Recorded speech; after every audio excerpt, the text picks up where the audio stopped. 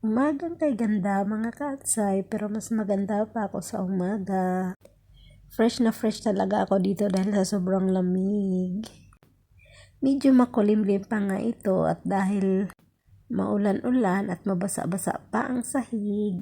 At yun daw nga pala ang aming tinutuluyang hotel. At kung makikita ninyo sa baba, ito yung Chinese Temple. At ito naman kalsada papunta doon sa may theme park dyan sa taas. At merong cable car, paakyat at pababa, papunta doon sa may Chinese Temple.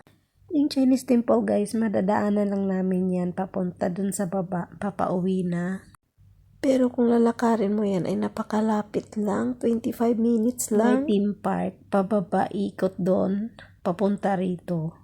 Napakalayo. Pero kung maghahagdan ka ay 25 minutes lang yan.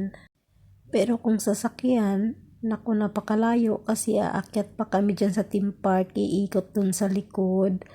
Kung makikita yung kalsada niya na pababa, pasigsag, yan, papunta dyan sa may Chinese Temple, yan galing dyan, kung nakikita nyo yan dyan, yung kalsada doon sa kabila, napakalayo, pero pag lalakarin mo, ayan, nakita nyo yan, yan dyan kami manggagaling, pero pag lalakarin mo yan, ay napakalapit lang.